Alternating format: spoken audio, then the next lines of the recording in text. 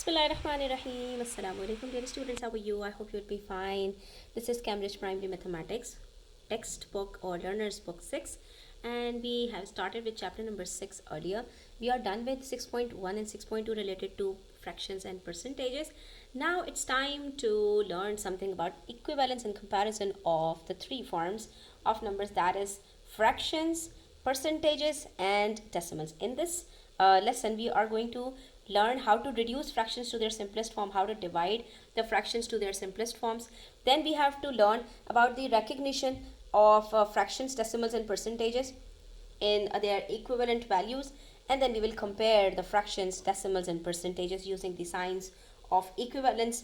And then the last thing we are supposed to learn is about ordering fractions, decimals and percentages. So it's all about comparing the three different forms, that is percentage with fractions with decimals. So let's start our today's lesson.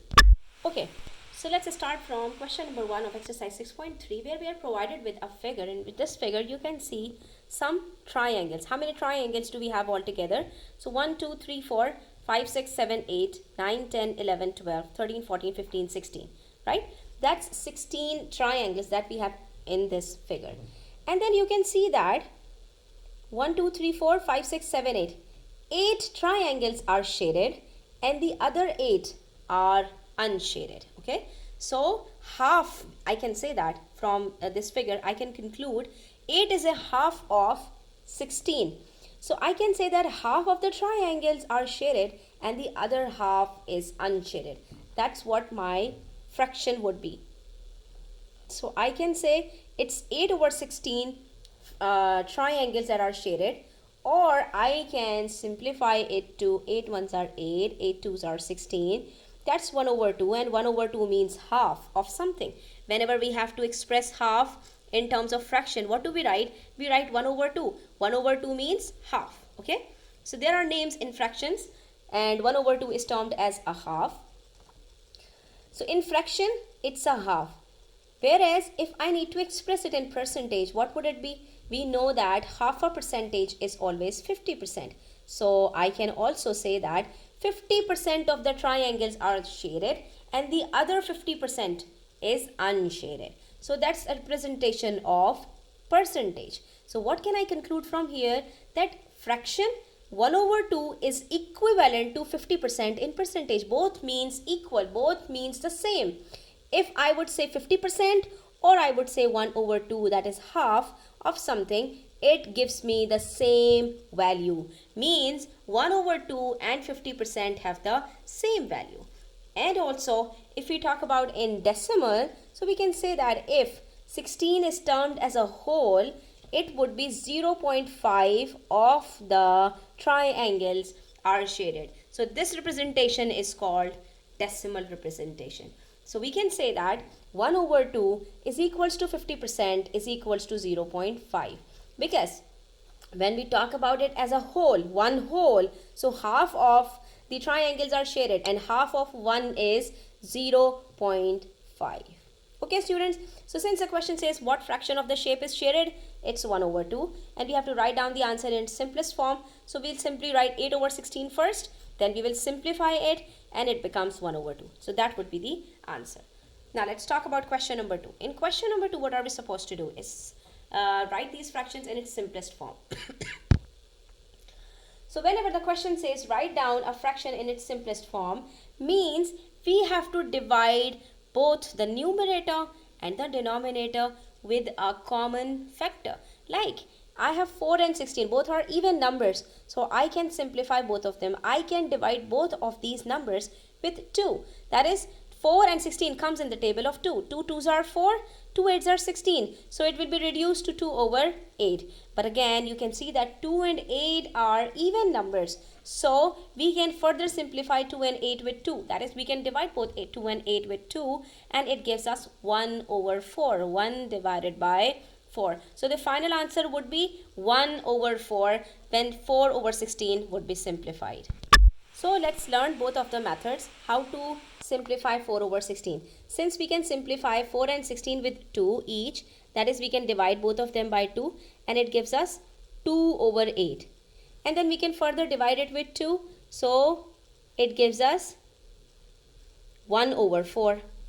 But instead of doing it in 2 steps, we can do it in a single step as well. How?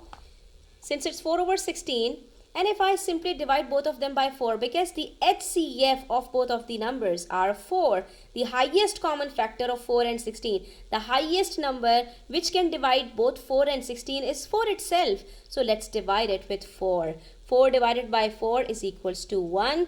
16 divided by 4 is equals to 4. So that's how we will get the same answer in a single step. If instead of simplifying it in bits, we simply divide it with the highest common factor. That is, if we cut both 4 and 16 with 4 each, we will get 1 over 4. Similarly, if we talk about 12 and 20, so we can simplify it with 2 as well. But instead of simplifying it with 2, let's figure out that can we simplify it with any other number greater than 2? That's 4, because both 12 and 20 are can be simplified with 4. So let's try solving it with 4. 4 3s are 12. That is, if I divide 12 with 4, it gives me 3. And always remember one more thing, that you can only simplify both the numerator and the denominator with the same number. It's not like you can simplify one of the number with 3, other number with 4. Or one of the number with 5 and the other number with 6. No, that's completely wrong. So we have to simplify both of the numbers with the same factor. That is, if I'm simplifying 12 with 4, if I'm dividing 12 with 4, I have to divide 20 with 4 as well. So it becomes 12 divided by 4 is 3 and 20 divided by 4, that is 4 5s are 20. So it would become 3 over 5. And you can see that we cannot simplify it any further since it's already in its simplified form. So this would be the answer, right? And similarly, you could have simplified it with 2. So 2 6 are 12 and 2 10s are. In that case, you would have got 6 over 10. But then again, you have to simplify it further and it would become 2 3s are and 2 5s are. So that's how it would ultimately give you the same answer as 3 over 5. Similarly, we have 18 over 24. We can simplify both of them by 2. 2 9s are 18, 2 12s are. But again, it's not the highest common factor. We can simplify it with a number greater than 2, and that's 6. So we can say that if you would have learned the tables, times tables thoroughly, it would become very easy for you to simplify the fractions.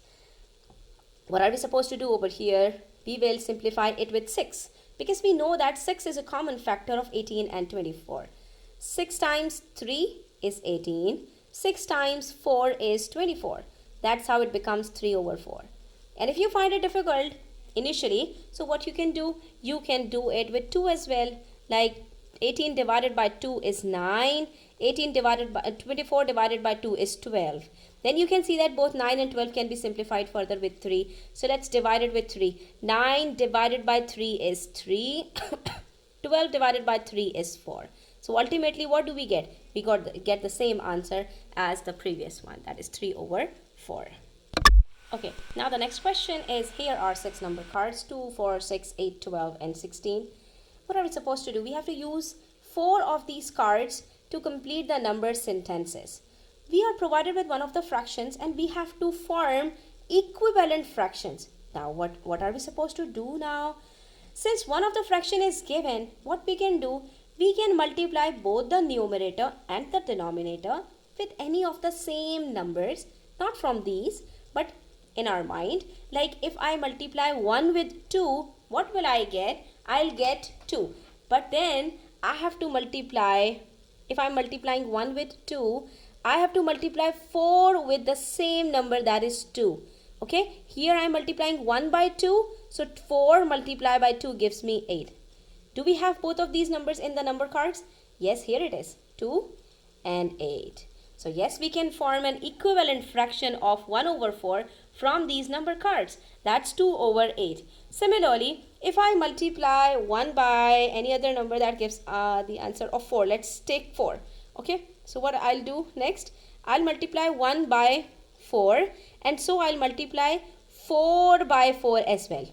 You see, I'm multiplying both of these numbers with the same number. So upon multiplying 1 with 4, I'll get 4, and then 4 4s are 16. Do we have both of these numbers, 4 and 16? Here it is, 4 and 16. Then we are left with 6 and 12. Let's see if the if any other fraction could be given as 6 over 12 or not. So if I'll multiply 1 with 6, it gives me 6. But then I have to multiply 4 with 6 as well. And 4 6 are 24. So no. 6 over 12 is not equivalent to 1 over 4. As we know that 6 is a half of 12. So the fraction that we would get from 6 over 12 would be 1 over 2. Not 1 quarters. 1 quarter means half of the half. Right? So we'll have 2 upon 8 equivalent to 1 over 4 and 4 upon 16 equivalent to 1 upon 4. Okay? Now let's move to the next question, which says write these numbers in their simplest form. So it's exactly the same question as we have done in question number 2. Okay, so the first one is 12 over 8. We can simplify both 12 and 8 with 2 because both are even numbers. But let's try doing it with any other number greater than 2, and that's 4, because both 12 and 8 are also divisible by 4. So we'll divide 12 and 8 by 4 each, and that gives us 12 divided by 4 is equals to 3. 3 fours are 12, that is 4 threes are 12, and 8 divided by 4 is 2, that is 3 over 2 would be the answer, right? We cannot simplify it any further since we took the highest common factor over here. We divided it with 4 instead of 2. Next we have 20 over 16. So again we can simplify both of them by 4 because 4 fours are 16 and 4 fives are 20. So when I'll divide both of them by 4, what will I get? 4 fives are 20 and 4 fours are 16. So the answer would be 5 upon 4. Also we can simplify a mixed number, but in this case we'll keep the whole number as it is. We'll not touch the whole number. All we will simplify is the numerator with the denominator, just like we were doing in proper and improper fractions. So we can simplify 4 and 10 with 4. No, we cannot, because 4 is not a factor of 10. So we have to take a common factor. You cannot divide 4 with 4 and 10 with 2 or 5. No, you have to simplify both of them by the same numbers. So if I'm dividing 4 with 2, I have to divide 10 with 2 as well. That's why I cannot divide 4 with 4 this time. Okay, because I cannot divide 10 with 4. So after dividing 4 with 2, I'll get 2. And 10 divided by 2 is 5. So that's 2 twos are 4. 5 twos are 10. So the final answer would be 1 whole 2 over 5. Here comes the next question, which says here are these statements about fractions and percentages. Here comes the equivalence questions, where we have to find that which of these statements are true and false, considering that where the fraction is given equivalent to the percentage or not. So if we talk about 3 over 100, it's equivalent to 3%. Actually, when the denominator is 100, we can replace it with percentage sign, because upon 100 means percent. So if I am provided with these statements like 7 upon 100 means 7%, 3 upon 100 means 3%, 45 over 100 means 45%, because when we have 100 in the denominator, it reflects the percentage sign. Percent, per means upon, cent means 100. So this is per, this is cent. 7%, 7 upon 100, both means the same, right? So we can write any fraction having 100 as the denominator into percentage directly. Like if it's 121 upon 100, so that's 121%. Okay, similarly if it's 800 upon 100, so that's 800%. If you have 100 as the denominator, you can write the numerator into percentage directly. Okay, so since we are provided with 3 upon 100 is equivalent to 3%, so this statement is absolutely correct. But in case the fraction is not having 100 as the denominator, in this case what are we supposed to do? We'll convert this denominator into 100. So you have two different methods to solve this one. Like if we talk about 4 upon 5,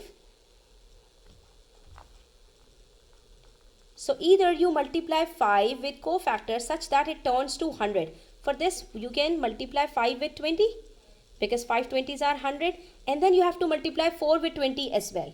Okay, you cannot multiply one of the numerator or denominator with any other number without multiplying the other. You have to multiply both of them by the same number. That's for sure. So if we multiply 5 with 20, it gives us 100. and 4 into 20 is equals to 80. Now since the denominator is 100, we can write it as 80%. But here what are we provided with? It says 4 upon 5 is equivalent to 45%. No, that's absolutely correct. So the correct statement would be 4 upon 5 is equivalent to 80%. And if we talk about 45%, how can we convert 45% into fraction? So if you have to convert any fraction into percentage, then you have to remove this percentage sign, replace it with 100, and then you will have to simplify. That's the rule for fraction, that it has to be simplified up to the largest factor. So if we simplify 45 with 100, we know that both are can be divided by 5. 5 9s are 45 and 5 20s are, since we multiplied it over here, we know that 5 20s are 100. So that's 9 over 20. So 45% is equivalent to 9 over 20 in fraction, and 4 upon 5 in fraction is equivalent to 80% in percentage, right? So this correct statement would be 4 upon 5 is equivalent to 80%. And there's one more method you can convert the fraction into percentage, and that's simply multiplying the given fraction with 100%. In this case, you'll get the same answer. How? We know that how to multiply a fraction with a whole number. What we do, we simplify the whole number with the denominator and multiply it with the numerator. So 5 1s are 5, 5 2s are 10, and here comes 0, that is 5 20s are 100, and then 20 multiplied by 4 is equals to 80%. That's how it becomes 80%, right? So this statement is incorrect. And let's talk about the third one. 7 upon 10 is equal to 7%. No, here we have 10 as the denominator, not 100.